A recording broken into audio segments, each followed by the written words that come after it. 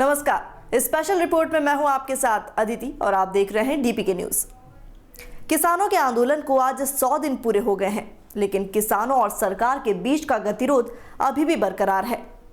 पंजाब मात्र से शुरू हुआ यह आंदोलन देश भर में चर्चा का विषय बन गया। देश ही नहीं, पूरी दुनिया में इसकी गूंज सुनाई दी।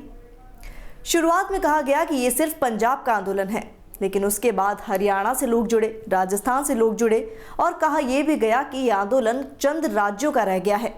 बातें ये भी बनाई गई कि आंदोलन में भटके हुए किसान बैठे हैं और इन्हें कृषि कानूनों के फायदे का पता ही नहीं है। उसके बाद किसानों के संघर्ष में एक नया मोड़ आया और इन्हें आतंकवादी और खालिस्तानियों का नाम दे दिया गया। उसके बाद सरकार से कई बार की वार्ता चली। वार्ता का हर दौर विफल रहा और किसान आंदोलन के दिल्ली बॉर्डर और टिकरी बॉर्डर से शुरू होकर यह आंदोलन देश भर में पहुंचा। उसके बाद शुरू हुआ एक नई दास्तां। कई नेताओं, पत्रकारों और पुलिस अधिकारियों ने भी इस आंदोलन के समर्थन में गिरफ्तारियां दी, इस्तीफे दिए। उसके बाद कटीली तार हो, बैरिकेडिंग हो या फिर सड़कों पर कीले लगाना हो, इस तरह की सुरक्षा भी आधुनिक विश्व में पूरी दुनिया ने पहली बार देखी। उसके बाद महापंचायतों का दौर शुरू हुआ। राकेश टिकैत के आंसू, गणतंत्र दिवस पर हुई हिंसा, ये सब एक नई दास्तां को लेकर आया। 100 दिन पूरे हो चुके हैं, लेकिन बात वही है, किसानों के आंदोलन के 100 दिन पूरे, सपने अभी भी अधूरे।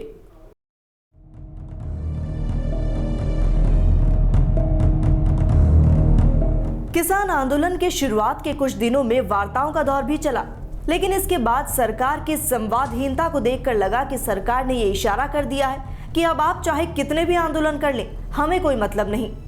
इसके बाद शुरू हुआ देश भर में महापंचायतों का दौर, लेकिन शायद ये महापंचायतें भी सियासी दांवपेच का शिकार हुई। बमुश्किल बहुत कम ही ऐसे नेता होते हैं जिनका संघर्ष सड़क से संसद तक चलता है। आमतौर पर नेता अपने इलाके में जवानों और किसानों की बात जरूर करते हैं, लेकिन सत्ता में काबिज होने के बाद अपनी बातों से मुकर जाते हैं।